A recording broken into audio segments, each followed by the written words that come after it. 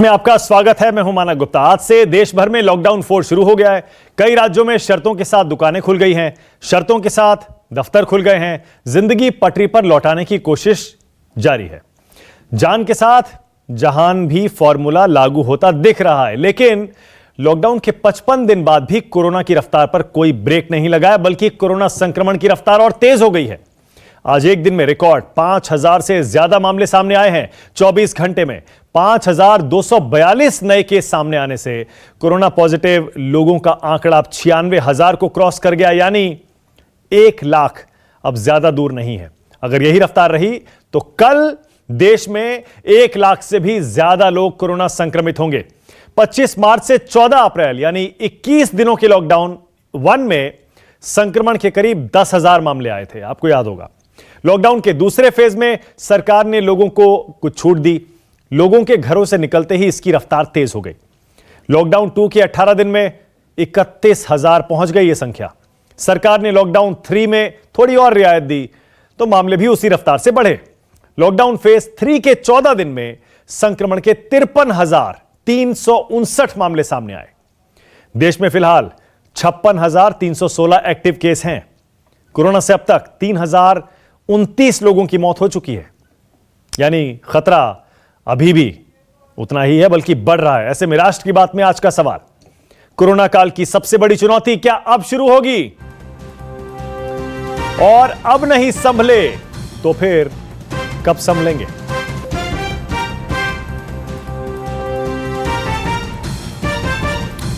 आज राष्ट्र की बात में मेरे साथ 4 राज्यों के 4 मंत्री जुड़ रहे हैं। राष्ट्र की बात के इस खास स्पेशल एपिसोड में मेरे साथ नवाब मलिक साहब जुड़ रहे हैं, जो कि कैबिनेट मंत्री हैं महाराष्ट्र के।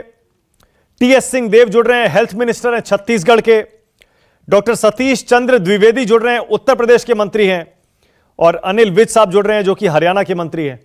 आप सभी का स्वागत है। मैं नवाब मलिक साहब आपसे शुरू करूंगा, क्योंकि नवाब मलिक साहब, महाराष्ट्र में इस समय जो समस्या है, महाराष्ट्र, गुजरात और यूपी या 1-2 और अलग अलग इलाके, दिल्ली, ये ऐसे राज्य, ऐसे इलाके हैं जो सबसे ज्यादा प्रभावित हैं।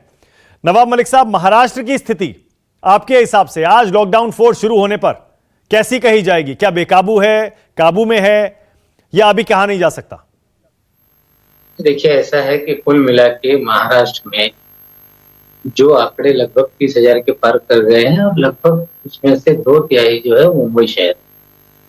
अगर हम ये आंकड़ों को देखें तो मुंबई, पुणे, थाने या जो महानगर पालिका क्षेत्र है, वहां पे ये अधिकांश रूप से हमारे यहाँ कोरोना ग्रस्त रोगी है, और जिसके अंदर बड़े पैमाने पे 6,500 से 7,000 लोगों को डिस्चार्ज भी किया गया। ये बात सच है कि 11 से ज्यादा मौतें भी हुई हैं, लेकिन जो ग्रामीण भाग है वहां पे ये संख्या नगद है। कई जिलों में 1 या 2 केसेस हैं, वो भी माइग्रेट होके जा रहे हैं। और हमें लगता है कि जिस तरह से लोक संख्या मुंबई शहर की है या पुणे की है, या जिस तरह से विदेशी लोग, लगभग 15 लाख लोग ये मुंबई, पुणे, यहाँ विदेश से आए थे, तो जिसको मिला के ये कुल संख्या है, लेकिन नियंत्रण में है। जिस तेजी से बढ़नी चाहिए थी संख्या, वो नहीं बढ़ी। कहीं ना कहीं पूरी तरह से प्रशासन उस पर कंट्रोल करने की दिशा में कदम उठा रहा है। हमें लगता है कि आने वाले दिनों में धीरे धीरे ये आंकड़े कम। ओके, लेकिन नवाब मलिक साहब, चाहे महाराष्ट्र के देख लीजिए, या आप जैसे कह रहे हैं मुंबई में ज्यादातर उसके आंकड़े हैं, लेकिन महाराष्ट्र देख लीजिए या पूरा हिंदुस्तान देख लीजिए, कल पिछले 24 घंटे में हिंदुस्तान में 5,000 से ज्यादा केस आए हैं सर, जो कि रिकॉर्ड है अब तक का। आपको क्या अगले 1 महीने 2 महीने में क्या नजर आ रहा है? क्योंकि एक्सपर्ट्स तो ये कह रहे हैं पीक अभी आई नहीं है, अभी आएगी, अभी और बुरा हाल होने वाला है जून, जुलाई, अगस्त में। देखिए, लॉकडाउन 2 तक तो पूरी तरह से लोग ठहरे हुए थे अपनी अपनी जगह पे, लेकिन लॉकडाउन 3 के बाद जो केंद्र सरकार ने, जो होम डिपार्टमेंट ने डायरेक्टिव दिया कि प्रवासी मजदूरों को उनके घर जाने की हम परमिशन देंगे, जिसको लेकर बड़े पैमाने पे लोग एक जगह से दूसरी जगह जाने लगे। और जिसका कारण ये हुआ, जो संक्रमित क्षेत्र थे वहां से लोग अलग अलग जगह गए, और वहां जहां पर जो कोरोना का प्रादुर्भाव कम था, वहां धीरे धीरे फैलने लगा। हमें लगता है कि आंकड़े अब जो बढ़ रहे हैं, महाराष्ट्र का जो आंकड़ा था वो उसी रफ्तार में है, लेकिन आंकड़ों में जो तेजी आई है वो अन्य जगहों से आई है। हमें लगता है लॉकडाउन 3 के बाद जिस तरह से आंकड़े बढ़ रहे हैं, हमें लगता है कि लोग यहाँ से वहाँ जाने के कारण ये संख्या बढ़ रही है और जिस तरह से लोग माइग्रेट हुए हैं, हमें लगता है देश के अन्य भागों में, ग्रामीण क्षेत्रों में भी ये संख्या बढ़ेगी। ओके, अनिल विज साहब, हरियाणा और उसके आसपास आपका क्या असेसमेंट है? अभी जून, जुलाई, अगस्त, सितंबर, कैप्टन अमरिंदर सिंह तो कह रहे थे कि सितंबर में जाके इसकी पीक आएगी, आपका क्या असेसमेंट है? देखिए, पीक कब आएगी उसका तो अभी कहा नहीं जा सकता, क्योंकि अभी तो देश में अगर देखें तो संख्या बढ़ती जा रही है। पहले 1000 रोज बढ़ते थे, फिर 2000 रोज बढ़ने लगे, फिर 3000 रोज बढ़ने लगे, आज 5000 रोज बढ़ने लगे हैं। ये संख्या बढ़ रही है। अभी पीक का कहीं पर कोई नज़र नहीं आ रही है। जब घटने शुरू होंगे तब जाके पता लगेगा कि हाँ अब पीक आ गई है। जहाँ तक हरियाणा की बात है, हरियाणा में स्थिति बहुत नियंत्रण में है। हमारे यहाँ आज की तारीख में 316 एक्टिव केस हैं और इसमें से भी जो 70% केस हैं वो दिल्ली के साथ लगती सीमा के जो हमारे ज़िले हैं उनमें हैं। हमारा जो रिकवरी रेट है वो 64.44% है, जो कि केंद्र के रिकवरी रेट से बहुत अच्छा है। हमारा मृत्यु दर भी 1.5% है। तो अभी ठीक है कि हरियाणा में स्थिति ठीक है, लेकिन आंकलन तो सारे देश का किया जाएगा। आंकलन तो सारे देश में क्या स्थिति बनती है उसको किया जाएगा और बाकी प्रदेशों का संक्रमण आपके प्रदेश में ना फैले उसके लिए आप क्या कदम उठाते हैं और कैसे उसको रोकते हैं, ये बहुत जरूरी है। बिल्कुल सही है, लेकिन अनिल विज साहब, अब तो लॉकडाउन 4 के तहत और रियायतें दी जा रही हैं। अब तो सारा का सारा ट्रैवल का जो रिस्ट्रिक्शन थी वो सारी हट गई है, सारी मूवमेंट चालू हो रही है। अब तो अनिल विज साहब ऐसा लग रहा है कि लॉकडाउन 4 एकदम नए रंग रूप का दिखाई दे रहा है। सारे राज्य अपनी अपनी गाइडलाइन भी जारी कर रहे हैं, लेकिन अब ज्यादातर चीजें खोल दी गई हैं। ऐसे में तो लगता है अब ये बढ़ेगा। बिल्कुल, क्योंकि लोगों ने मांग की कि ये और खोलना चाहिए, क्योंकि जो व्यापारिक गतिविधियां थी वो पूरी तरह से ठप हो गई थी और सरकारों के भी सबके बजट हिल गए थे। इसलिए लोगों ने भी कहा, सरकारों ने भी कहा और बार बार जब प्रधानमंत्री जी सभी मुख्यमंत्रियों से बात करते थे, सभी प्रदेशों के जहां भिन्न भिन्न पार्टियों के भी मुख्यमंत्री हैं, सभी ने एक स्वर में कहा कि इकोनॉमिक गतिविधियां बढ़ाई जानी चाहिए और छूट देनी चाहिए। लेकिन मेरा ये कहना है, मेरा ये मानना है कि छूट दीजिए, लेकिन इसके साथ साथ जो कोरोना के पैरामीटर्स हैं उससे बचने के लिए, जैसे मास्क डालना और सोशल डिस्टेंसिंग रखना, इसको भी कड़ाई के साथ पालन इसका पालन बिल्कुल सही कह रहे हैं, लेकिन वही अनिल विज साहब बात वही आ जाती है ना, ये तलवार की धार पर चलने जैसा है। मैं डॉक्टर सतीश चंद्र द्विवेदी आपके पास आ रहा हूं। जरा बताइए डॉक्टर द्विवेदी, उत्तर प्रदेश भी इतना बड़ा राज्य है, इतनी जनसंख्या है और इतना यहां पर प्रकोप दिखाई दे रहा है कोरोना का। अब लॉकडाउन 4 में और छूट दी जाएगी और एक दिन में सबसे ज्यादा केसेस का रिकॉर्ड हिंदुस्तान में पहले ही बन चुका है पिछले 24 घंटे का। अब यहां से आगे के 1, 2, 3 महीने आप कैसे देख रहे हैं?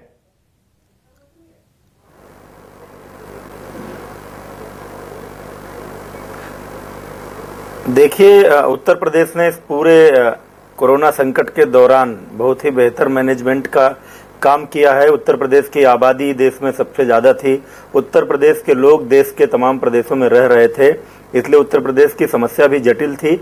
फिर भी हमारी योगी सरकार ने माननीय मुख्यमंत्री जी के नेतृत्व में बहुत ही कुशल प्रबंधन किया। अभी जहां तक सवाल लॉकडाउन 4 का है और छूट देने का है, क्योंकि अब जब से ये प्रवासी लोगों का आना नहीं शुरू हुआ था, तो उत्तर प्रदेश के कई लगभग 2 दर्जन जिले इन मामलों से मुक्त थे, कोरोना का कोई केस नहीं था। अभी जो केस आने शुरू हुए, जो संख्या बढ़ी, जब बाहर से लोग आने लगे, तो एक बड़ा सवाल अब खड़ा हो रहा था कि जब विभिन्न प्रदेशों से आवाजाही शुरू हो गई, लोग आ रहे थे, तो ऐसे में क्या स्थानीय लोग जो वहां पहले से रह रहे हैं या दुकानदार हैं या जो लोग दुकानों से सामान खरीदते हैं, केवल उनको बंद रखने से अब कोई बहुत लाभ होने वाला नहीं है, क्योंकि ये जो लोग आ रहे हैं, अगर इसमें से संक्रमित होकर लोग आ रहे हैं, अभी तक जितने केसेज बढ़े हैं वो इसी कारण हुए हैं।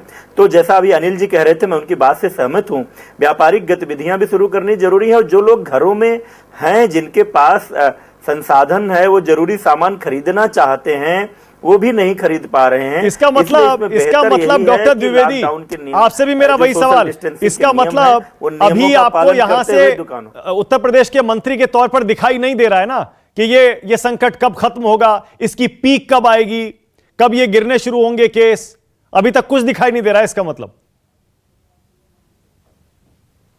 नहीं, इस बारे में देखिए, मैं तो, हम लोग विशेषज्ञ नहीं है, लेकिन फिर भी इस मामले में कोई भविष्यवाणी नहीं की जा सकती है अभी। हाँ, इतना जरूर मैं कह सकता हूं कि इन 2 महीनों में हमारी केंद्र की मोदी सरकार ने, हमारी प्रदेश सरकारों ने इतनी तैयारियां कर ली हैं कि अब कोई आपाधापी नहीं है, कोई डर का वातावरण नहीं है। हमारे स्टाफ ट्रेंड हो चुके हैं, हमारे शासन प्रशासन और व्यवस्था के अंग ट्रेंड हो चुके हैं। जहां एक केस आने पर अफरा तफरी मचने की स्थिति थी शुरू में, आज 40-50 केसेज को भी जिलों के जो अधिकारी हैं, जो चिकित्सा कर्मी हैं, वो बहुत ही कुशलतापूर्वक उनको हैंडल कर रहे हैं। बड़ी संख्या में प्रवासी लोग आ रहे हैं, उनको क्वारंटाइन सेंटर पर ले जा करके उनकी स्क्रीनिंग हो रही है, उनको राशन के किट दे करके उनके गांव भेजा जा रहा है।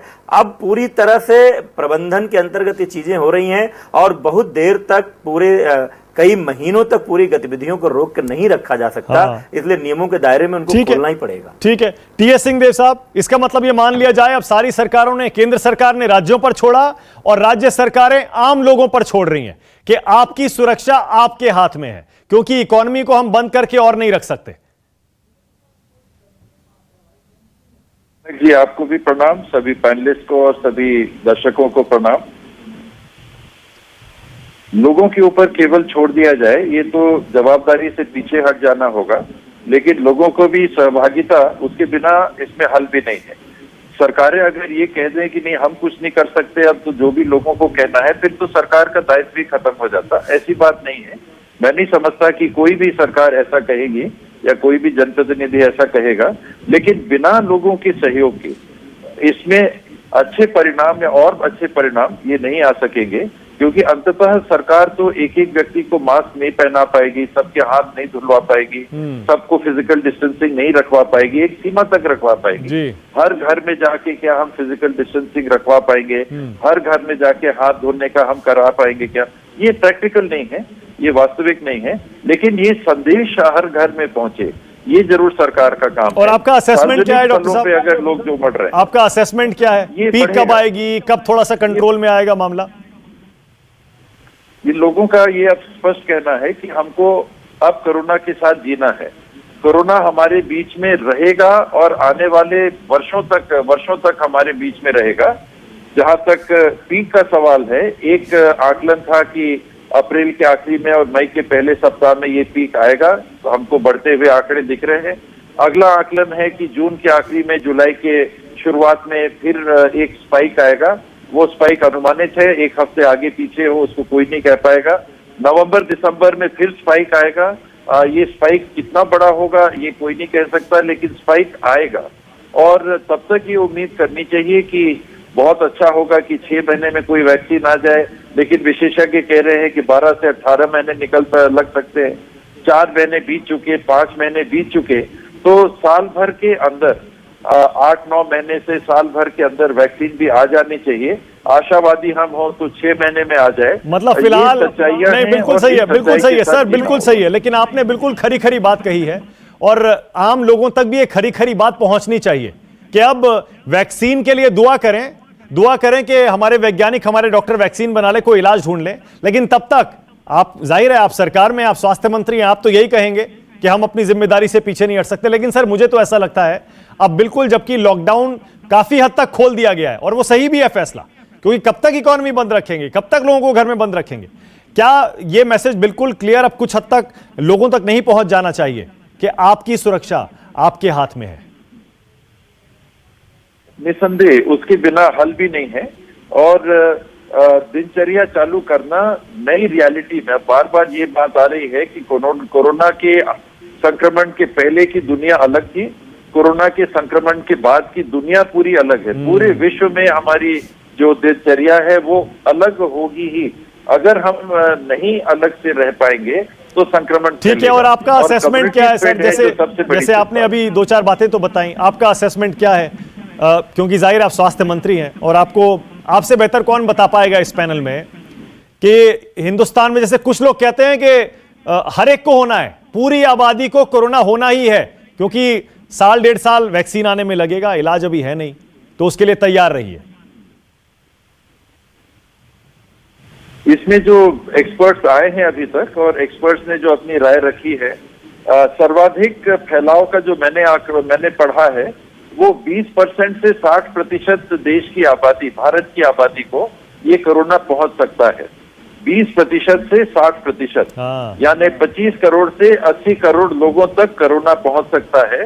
चिंता की बात कोरोना पहुंचने से ज्यादा या एक पहलू है कोरोना पहुंचना, 80 से 85% अस्पताल भी कभी नहीं जाएंगे, वो अपने आप में ठीक हो जाएंगे।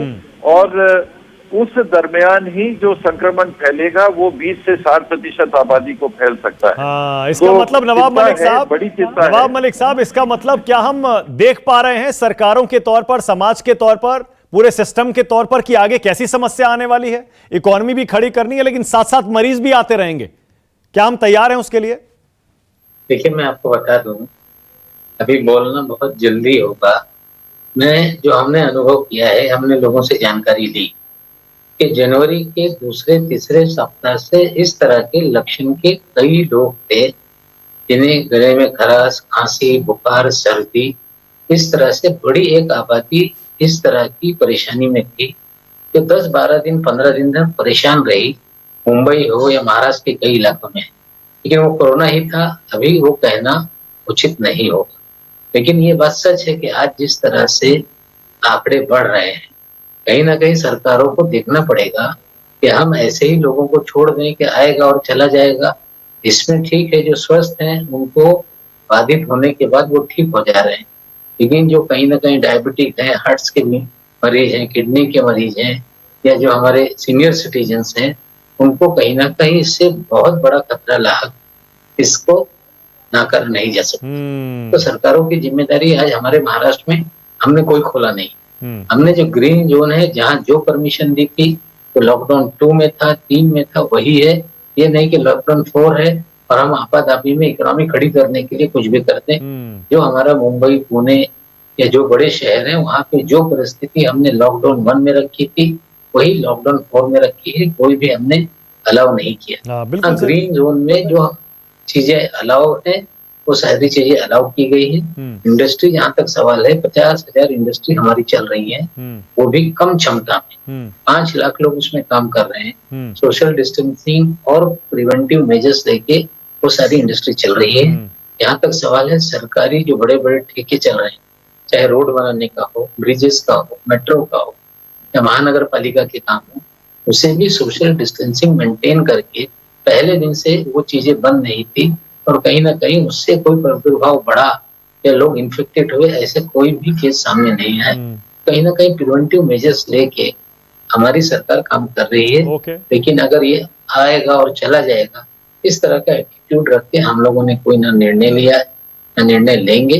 2.5 लाख के करीब पूरे महाराष्ट्र में बेड हमने उपलब्ध कराए हैं। मुंबई में टेम्पररी 1,000 बेड के हमने नए अस्पताल की सुविधा निर्माण की है। बिल्कुल सही। जो हमारे स्टेडियम था, उस सारी चीजों को हमने चुस्त दुरुस्त रखा है। जो भी बाधित हो, जिसे परेशानी हो, उसका इलाज किया जाए, ये तैयारी हमने की है। बिल्कुल सही। और सभी सरकारों की जिम्मेदारी है, वो करना चाहिए। हाँ, नहीं, बिल्कुल सही कह रहे हैं सर, क्योंकि महाराष्ट्र में जैसे हालात हैं उसी तरह उससे बहुत ज्यादा फर्क हालात उत्तर प्रदेश में नहीं है। डॉक्टर द्विवेदी, क्या आपकी सरकार तैयार है? इकोनॉमी भी खड़ी करनी है, लेकिन साथ साथ ये केसेस आएंगे और बढ़ेंगे। टीएस सिंहदेव साहब खुद छत्तीसगढ़ के स्वास्थ्य मंत्री हैं, उनका असेसमेंट ये है, और वो भी शायद किसी को कोट कर रहे थे। एक्सपर्ट्स का ये मानना है कि हो सकता है 25 से 80 करोड़ तक हमारी आबादी में यह वायरस फैल जाए। क्या हम तैयार हैं आने वाले दिनों में इसके लिए? देखिए, हमारी तैयारी पूरी है। लॉकडाउन के दौरान उत्तर प्रदेश में, जहां इसके पहले केवल एक सेंटर हमारे पास हुआ करता था इसकी जांच का, वो भी हम पुणे भेजते थे। आज हमारे पास लगभग दर्जन भर से अधिक सेंटर हैं जहां पर सैंपल की जांच हो रही है।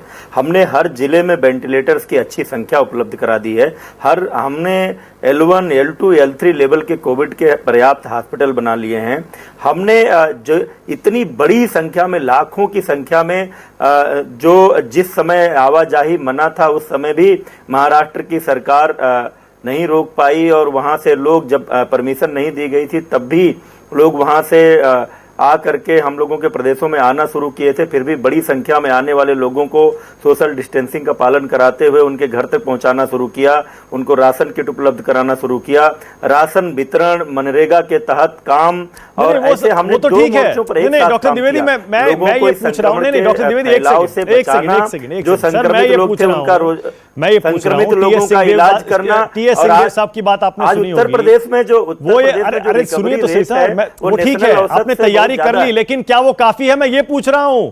5000 केस आ रहे हैं आजकल, और टीएस सिंहदेव साहब जो बता रहे हैं, और एक्सपर्ट्स का भी असेसमेंट यही है, आने वाले दिनों में हो सकता है कि ये 5000 से संख्या बढ़ के 10, 20, 30, 40 हजार पहुंच जाए पर डे केसेस। नहीं, सिंधे साहब के, देखिए सिंधे साहब की एक बात से मैं सहमत हूं कि हम लोगों को कोरोना के साथ जीना सीखना पड़ेगा। और इन 2 महीनों में एक सकारात्मक बात हुई है, पूरे देश में जनता के अंदर, चाहे वो शहर के हों चाहे गांव के हों, एक जागरूकता आई है। जनता स्वयं भी अब बिना मास्क लगाए, आप किसी के सामने जा रहे हैं तो आदमी टोक रहा है कि भाई आप मास्क लगा लो, मैं आपसे ऐसे नहीं मिल सकता। दुकान वाला बिना मास्क लगाए हुए आदमी को सामान नहीं दे रहा है। जनता में जागरूकता हुई है। एक सेकंड, नवाब मलिक साहब कुछ कह रहे हैं, उसके बाद आ रहा हूं अनिल विज जी। और जनता भी, नवाब मलिक साहब क्या कह रहे हैं? साथ दे रही है इस समय। मंत्री महोदय जो उत्तर प्रदेश के हैं, लोगों को हम पर ये इल्जाम आयद कर रहे हैं।